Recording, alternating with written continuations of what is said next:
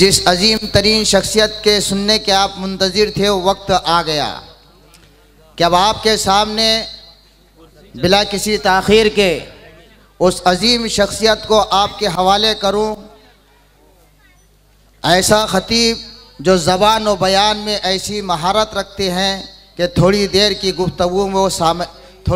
گفتگو میں سامعین کو اپنا بنا لیتے ہیں۔ میری مراد حضرت اقدس مولانا مفتی اظفار مجتبیٰ خان صاحب مظاہری، رکن رابطہ مدارس اسلامیہ عربیہ آل مہاراشٹر، شاخ دارالعلوم دیوبند۔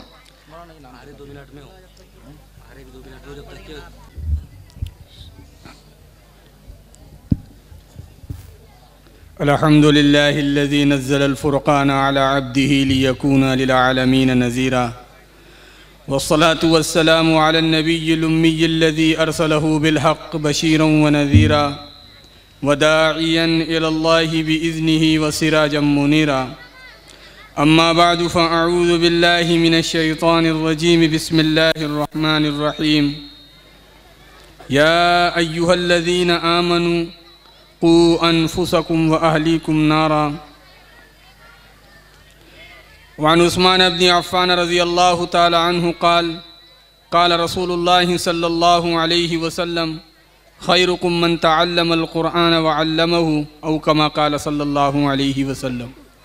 اسٹیج پر موجود ہم سب کے مشفق و مربی و کرم فرما آج کے اس جلسے کے صدر محترم حضرت اقدس مولانا مفتی محمد حنیف صاحب قاسمی زیدہ مجدہم اور دیگر اکابر علماء ائمہ و حفاظ اکرام، معزز سامعین، بزرگوں، دوستوں، عزیز طلبہ و طالبات اور گھروں میں پردے کے آڑ میں بیٹھ کر سننے والی ہماری عزت مآب و عرفت مآب مائیں اور بہنیں، وقت کم ہے، باتیں بہت ہے. طلبہ نے ہمارے سامنے اور طالبات نے ہمارے سامنے بہت اچھے انداز میں پروگرام کو پیش کیا.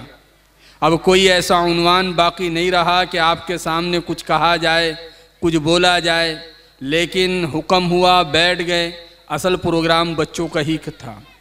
اللہ تبارک و تعالیٰ ان بچوں کو، ان بچیوں کو قبول فرمائیں، ان کے والدین کو قبول فرمائیں، ان کے اساتذہ کو قبول فرمائیں. چند اہم گزارشات ہیں، کچھ منٹوں میں اللہ تعالیٰ مجھے بھی سمجھا دے اور آپ کو بھی سمجھا دے. اس وقت میں ملک و ملت کی بدلتی ہوئی تصویر جتنی تشویشناک ہے، اس سے زیادہ کئی تشویشناک ملت کے اور قوم کی بے حسی ہے. آج بدلتے ہوئے حالات، کروٹ لیتا ہوا زمانہ، گردش ایام، حوادث زمانہ، ہونے والے حادثات ہمیں ایک بہت خطرناک مصیبت کی طرف اشارہ کرتے ہوئے نظر آ رہے ہیں. ہواؤں کا رخ بتا رہا ہے، ضرور طوفان آ رہا ہے. نگاہ رکھنا سفینے والوں، اٹھی ہے موجیں کدھر سے پہلے. میرے بھائیوں، اس وقت میں امت کے تینوں طبقات، مردوں کا طبقہ، عورتوں کا طبقہ، بچوں کا طبقہ، اس وقت میں ایمان سوز ہوائیں، کفر اور شرک کی گھٹا ٹوپ اندھیاروں کے اندر اور اس کی لپیٹ کے اندر ہے. آج کا یہ جو مکتب کا پروگرام ہوا، یہ صرف بچوں نے پروگرام کو پیش کیا ہے. ابھی 2/3 امت باقی ہے، جس میں ایک مرد ہے اور ایک عورت ہے. ان کے اصلاح کی بھی فکر کی ضرورت ہے. ابھی آپ کے سامنے بچوں نے پروگرام کو پیش کیا. میں آپ کے دلوں کے اندر تک جا کر کچھ کہنا چاہتا ہوں کہ بچوں نے پروگرام پیش کیا، اساتذہ نے ان پر محنت کی، لیکن ابھی کام ایک حصے کا کام ہوا، 2 حصے 2/3 کام باقی ہے، وہ ہے مرد اور عورت. اس لیے کہ کسی بھی 3 ویلر کو جب 3 پہیے ہوتے ہیں تو یہ بچے ایک پہیے کے مانند ہے، اور دائیں والا پہیہ یہ عورتوں والا پہیہ ہے، بائیں والا پہیہ یہ مردوں والا پہیہ ہے. جب آپ آٹو کو آگے بڑھائیں گے، جب آپ 3 ویلر کو آگے بڑھائیں گے تو تینوں چکوں کا اور تینوں پہیوں کا ایک رفتار کے ساتھ دوڑنا ضروری ہے، تبھی جا کر آپ منزل پر پہنچ جائیں گے. اور اگر تینوں پہیوں میں سے 3 ویلر کے کسی ٹائر میں پنچر لگ گیا اور وہ فیل ہو گیا تو میرے بھائیو سواری آگے نہیں چل سکتی ہیں۔ ابھی ہمارے پاس جو بچوں نے پروگرام کو پیش کیا گویا یہ 3 ویلر کا اگلا پہیہ تھا، ابھی 2 پہیوں کا کیا حال ہے۔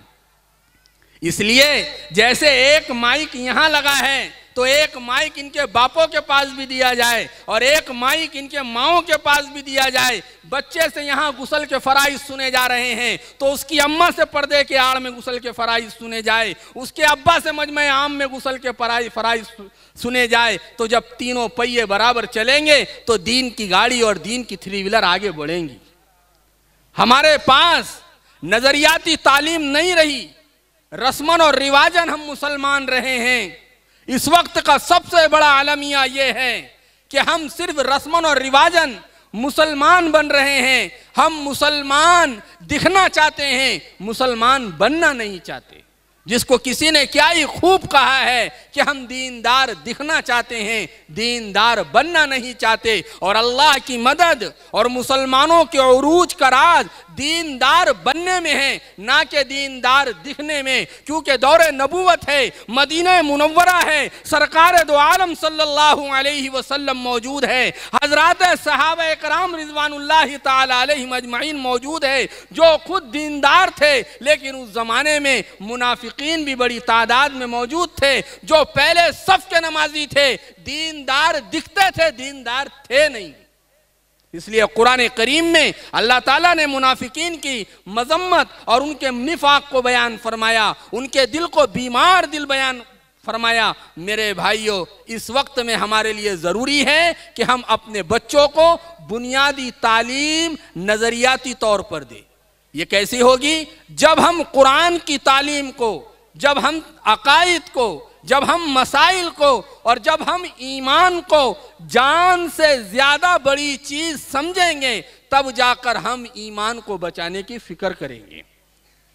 ایمان جان سے بھی بڑی چیز ہے، مال سے بھی بڑی چیز ہے، عزت و آبرو سے بھی بڑی چیز ہے، اس لیے کہ ایمان ایک ایسا سرمایہ ہے جب تک ہم یہ باور نہیں کرائیں گے تو میرے بھائیوں ہم ایمان کو بچانے کی محنت نہیں کر سکتے، ورنہ طوفان آئے گا، کبھی کفر کا، کبھی شرک کا، کبھی الحاد کا، کبھی بے دینی کا، کبھی لادینی کا، کبھی ارتداد کا، کبھی کچھ، کبھی بدعت، کبھی خرافات، رسومات، یہ امت اس کے حوالے ہو جائیں گی۔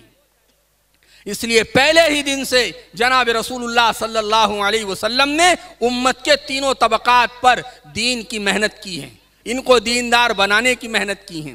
ہمارا حال کیا ہے پتہ ہے؟ ہمارے پاس یہ معصوم بچے امانت ہیں، جیسے مال امانت ہے، اولاد بھی امانت ہے، لیکن قرآن کریم نے جناب رسول اللہ صلی اللہ علیہ وسلم کو عجیب اسلوب اور عجیب انداز میں مخاطب کر کے فرمایا فَلَا تُعْجِبْكَ أَمْوَالُهُمْ وَلَا أَوْلَادُهُمْ۔ اے نبی جی، ان بدماشوں، ان منافقین کے مال اور ان کی اولادیں تمہیں تعجب میں نہ ڈال دیں۔ اللہ تعالیٰ انما یرید اللہ لیعذبہم بہا، اللہ تعالیٰ ان کو دنیاوی زندگی میں ان مال کے ذریعے اور ان اولاد کے ذریعے عذاب دینا چاہتا ہے۔ پتہ چلا اولاد کا مل جانا یہ نعمت ہے، لیکن کب؟ جب اولاد صحیح رخ پر زندگی گزارے۔ مال کا ملنا نعمت ہے، لیکن کب؟ جب مال صحیح جگہ سے کمایا جائے اور صحیح جگہ پر لگایا جائے۔ اگر ہم نے اولاد اللہ نے ہم کو دی ہیں لیکن یہ نعمتوں کا صحیح استعمال نہیں ہے، اولاد کے دین کا کیا حال ہے، اولاد کے زندگی کا کیا حال ہے، وہ کس رخ پر زندگی گزار رہے ہیں، بچوں کا کیا حال ہے، بچیوں کا کیا حال ہے، میرے بھائیوں، تو جب یہ اگر بے دینی کے ساتھ زندگی گزاریں گے تو یہ ہمارے لیے وبال جان ہوگی۔ حالانکہ اولاد کو اللہ تعالیٰ نے ہمارے لیے ایک نعمت قرار دیا ہے۔ یہ کب تک ہے؟ جب تک ان کی راہیں دین کی ہوں گی، جب یہ ہدایت کی راہوں پر چلیں گے، جب ہمارے پاس آنے والا مال خیر کے کاموں میں استعمال ہوگا، دین کے لیے استعمال ہوگا، مدارس، مساجد، مکاتب، علماء کے لیے استعمال ہوگا، دین کی ترقی اور اللہ کے نبی علیہ السلام کی لائی ہوئی شریعت اور آپ پر نازل کردہ شریعت کی ترقی اور بلندی کے لیے استعمال ہوگا، اور ہماری اولادیں، ہماری صلاحیتیں، ہمارے بچے، ہماری عزت عزت و آبرو، ناموس رسالت اور شریعت رسول صلی اللہ علیہ وسلم کی حفاظت اور اس کے ترقی کے لیے استعمال ہوگی تو یہ سب صلاحیت ہمارے لیے نعمت ہے اور کل آنے والے قیامت کے دن ہمارے لیے ذخیرہ آخرت ہے۔ ورنہ یہی اولاد وبال جان بن جائے گی، یہی مال گلے کا توق بن جائے گا، یہی مال ہمارے لیے گلے میں سانپ بنا کر ڈال دیا جائے گا، اور یہی اولادیں جنتی ماں باپ کو جہنم میں لے جانے کا ذریعہ بن جائیں گی۔ آج کیا ہوا اس امت کو؟ یہ کیا وہی امت ہے جو آج سے 1450 سال پہلے میرے اور آپ کے آقا کالی کملی والے گنبد خضرا کے مکی، فاطمہ کے ابا جان، حسن حسین کے نانا جان، احمد مختار، سید ابرار، مصطفیٰ مرتضی مجتبی حضرت محمد الرسول اللہ صلی اللہ علیہ وسلم کی امت ہے؟ نہیں، یہ ناچنے والی امت نبی کی امت نہیں ہو سکتی، یہ تھرکنے والی بیٹیاں نبی کی امت کی بیٹیاں نہیں ہو سکتی، یہ تھرکنے والے بچے نبی کی امت کے بچے نہیں ہو سکتے، یہ بے پردہ گھومنے والی مائیں اور بہنیں، یہ حضرت عائشہ، حضرت فاطمہ، حضرت حفصہ، حضرت ام سلمہ، حضرت میمونہ، حضرت جویریہ رضی اللہ عنہن، ان کی چاہنے والیاں نہیں ہو سکتی۔ میرے بھائیوں، نبی نے جس معاشرے کو آج سے 1450 سال پہلے نبی نے جس امت کو امت بنایا تھا، یہ امت وہ امت نہیں تھی، یہ امت تو وہ امت تھی کہ تہجد کے وقت میں نوجوان مسجد کے محرابوں کو آباد کر رہے ہوتے ہیں۔ یہ امت تو وہ امت تھی کہ اس امت کی بیٹیاں ساتھ ساتھ پردوں میں رہا کرتی تھی۔ یہ امت تو وہ امت تھی جس کے بچے ایڑیوں کے بل کھڑے ہو کر اللہ کے دین کے لیے قربانی دینے کو تیار ہو جایا کرتے تھے۔ لیکن آج حال یہ ہے، ہم انحطاط، زوال، پستی، ذلت، نکبت، مصیبت اور اس طرح کی طرف چل پڑے ہیں۔ اس کی وجہ یہ ہے کہ ہم نے اپنے بچوں کو دین نظریاتی طور پر نہیں پڑھایا۔ کیوں پڑھایا جا رہا ہے؟ اس لیے پڑھایا جا رہا ہے کہ ابا مسلمان ہے، اماں مسلمان ہے، بچہ پیدا ہوا وہ مسلمان ہے۔ اصل کمال یہ نہیں ہے۔ جس طرح مطالبہ اسلام پر جینے کا ہے، جس طرح مطالبہ مسلمان بن کے رہنے کا ہے، اسی طرح قرآن نے مطالبہ کیا وَلَا تَمُوتُنَّ إِلَّا وَأَنْتُمْ مُسْلِمُونَ، تم مرو بھی تو مسلمان ہونے کی حالت میں، صرف جینا مسلمان بن کر نہیں، بلکہ اللہ کا قرآن کہتا ہے کہ اللہ تم سے مطالبہ یہ کر رہا ہے کہ تم مسلمان بن کر مرو بھی۔ اس کی کون گارنٹی لے گا کہ میں مسلمان بن کے مروں گا، میں ایمان کے ساتھ مروں گا، میں اللہ کے دین کے ساتھ مروں گا، میں دنیا سے جاؤں گا تو ایمان کی سوغات لے کے جاؤں گا؟ میرے بھائیوں، اسی کی یہ فکر، اسی کی یہ محنت ہے۔ لیکن ہمارے بچے آج باطل کے آلات کے حوالے کر دیے گئے، باطل گھر گھر میں گھس گیا، کہیں پر غربت نے ڈیرا ڈالا، کہیں پر جہالت نے ڈیرا ڈالا، کہیں پر ماڈرن ایجوکیشن نے ڈیرا ڈالا، کہیں پر مال کی ہوس نے ڈیرا ڈالا، کہیں پر دنیا کی چمک دمک نے ڈیرا ڈالا۔ حالانکہ یہ وہ ساری چیزیں ہیں جس کو باطل نے ہمارے درمیان میں پھیلایا ہے۔ میں ایک ایک عالم دین سے، ایک ایک حافظ قرآن سے، ایک ایک بچے کے باپ سے اور ایک ایک بچے کی ماں سے اور ایک ایک فرد امت سے دل کی گہرائیوں سے یہ التجا کر رہا ہوں کہ آپ سارے کے سارے زیادہ قرآن نہیں، صرف سورہ فاتحہ کی تفسیر پڑھ لیجئے۔ اس میں اللہ تعالیٰ نے غیر المغضوب علیہم ولا الضالین کس کو مصداق بنایا ہے؟ یہودیوں کو، عیسائیوں کو۔ یہ وہ لوگ تھے، ان کا طریقہ، ان کا رہن سہن، ان کی طرز زندگی وہ تھی جس کو اللہ نے سورہ فاتحہ میں بالکل کھول کے بیان کر دیا۔ یہ غیر المغضوب علیہم ولا الضالین کہ یہ مغضوب علیہم لوگ ہیں کہ اللہ نے یہودیوں پر، عیسائیوں پر اپنا غضب، اپنا غصہ نازل کیا۔ یہ اللہ کے مغضوب لوگ ہیں، محبوب لوگ نہیں ہیں۔ اور ان کے طریقے ہمارے گھروں میں ہیں، ان کے آلات ہمارے گھروں میں ہیں، ان کی طرز زندگی ہمارے گھروں میں ہے۔ جن پر غضب نازل ہوا، ان کے طریقے اگر ہمارے گھروں کے اندر ہے تو ہمارے گھروں میں قیامت آ سکتی ہے، اللہ کی طرف سے برکت نہیں آ سکتی۔ ہم یہ طے کر لے کہ ہمیں ان لوگوں کے راستے پر نہیں چلنا جس کو اللہ تعالیٰ نے قرآن کریم میں مغضوب بنایا ہے، جن پر اللہ کا غضب نازل ہوا ہے۔ لیکن ہمارے بچے، میں ایک بات کہہ کر اپنی بات ختم کر دوں، قرآن کریم میں اللہ تعالیٰ نے ان بعض لوگوں کے بارے میں جنہوں نے دین کو مذاق بنایا، اور ہمارے پاس یہ رسماً اور رواجاً دین پر چلنا یہ ایک قسم کا مذاق ہے۔ ہم کو حقیقت کے ساتھ، عقیدت کے ساتھ، بصیرت کے ساتھ دین پر چلنا اور دین کے چھوٹے سے چھوٹے عمل کو اپنے جان کے برابر بلکہ جان سے زیادہ اس کو قیمت دینا. اللہ کے نبی علیہ السلام نے خود ارشاد فرمایا کہ لا یؤمن احدکم حتی یکون ہواہ تبعا لما جئت بہ، کہ وہ مومن کامل نہیں ہو سکتا یہاں تک کہ اس کی خواہشات، اس کی طرز زندگی، اس کے زندگی کا رہنا سہنا جب تک کہ میرے لائے ہوئے شریعت کے تابع نہ ہو جائے. تو قرآن کریم میں اللہ نے فرمایا وَمِنَ النَّاسِ مَن يَشْتَرِي لَهْوَ الْحَدِيثِ لِيُضِلَّ عَن سَبِيلِ اللَّهِ بِغَيْرِ عِلْمٍ وَيَتَّخِذَهَا هُزُوًا أُولَٰئِكَ لَهُمْ عَذَابٌ مُّهِينٌ. اس آیت کی تفسیر آپ سب سے گزارش ہے کہ آپ اس آیت کی تفسیر پڑھیں. مختصراً یہ کہ اللہ تعالیٰ قرآن کریم میں کہتے ہیں بعض لوگ وہ ہیں جنہوں نے لہو الحدیث کو خریدا ہے. مفتی شفیع صاحب رحمۃ اللہ علیہ نے معارف القرآن میں اور دیگر مفسرین نے اپنی تفاسیر میں لہو الحدیث کی جو تشریح کی ہیں، یہ آیت مستقل نضر بن حارث کے بارے میں نازل ہوئی ہیں کہ یہ ملک شام جاتا، تجارت کرتا، وہاں سے گانے والی باندی لے کر آتا، وہاں سے اسفندیار اور رستم و دارا کے قصے لے کر آتا اور لوگوں سے کہتا، صحابہ سے کہتا تم محمد کا قرآن سنتے ہو، اس قرآن میں زکوٰۃ کا حکم ہے، نماز کا حکم ہے، نماز پڑھنا پڑتا، جان مال کی قربانی دینا پڑتا، آؤ میں تمہیں قرآن سے اچھے قصے کہانیاں سناتا ہوں. اور ایک روایت میں ہے وہ گانے والی باندی لے کر آتا اور اس کو نچواتا، اسے گانا گوایا جاتا اور سارے لوگ حلقہ لگا کر اسے دیکھتے. اس طرح اس نے قرآن کریم کی محنت اور قرآن کریم کے آواز کو دبانے کے لیے یہ کام شروع کیا تھا. مفسرین نے لکھا ہے اس زمانے میں لہو الحدیث اسفندیار کے قصے اور گانے والوں کے گانے اور ناچنے والیوں کے ناچنا تھا. اس زمانے میں ہمارا موبائل اور موبائل کے ناچ گانے اور موبائل کے نیٹ کو استعمال کرنا اور اس کی وجہ سے دین کے کاموں سے رک جانا اور اس کی وجہ سے علماء سے دور ہو جانا اور اس کی وجہ سے مساجد سے دور ہو جانا اور اس کی وجہ سے مدارس سے دور ہو جانا اور اس کی وجہ سے اللہ کے قرآن سے دور ہو جانا، یہ سب لہو الحدیث کے اندر شامل ہے. اور اللہ تعالیٰ نے قرآن کریم میں ہمارے ذلت کی وجہ بھی یہی بیان کی وَمِنَ النَّاسِ مَن يَشْتَرِي لَهْوَ الْحَدِيثِ لِيُضِلَّ عَن سَبِيلِ اللَّهِ. یہ سارے آلات، یہ لہو الحدیث، یہ گانے کے اسباب، یہ ناچنے کے اسباب، یہ دین سے گمراہ کرنے کے لیے ہے. وَيَتَّخِذَهَا هُزُوًا. اللہ کا قرآن کہہ رہا ہے انہوں نے اللہ کے قرآن کو مذاق بنایا، اللہ نے نغد سزا یہ دی أُولَٰئِكَ لَهُمْ عَذَابٌ مُّهِينٌ. یہی وہ لوگ ہیں جن کے لیے ذلت آمیز عذاب ہے. میں آپ سے ایک بات کہہ کر اپنی بات ختم کر دوں. یہ جو بچوں کے پاس موبائل، یہ نوجوانوں کے پاس موبائل، یہ بچیوں کے پاس موبائل، اس وقت میں ارتداد کی ہوائیں بہت زیادہ تیز ہیں. کہنا تو بہت کچھ ہے لیکن میں نے موٹی موٹی باتیں آپ کے سامنے رکھنے کی کوشش کی ہیں.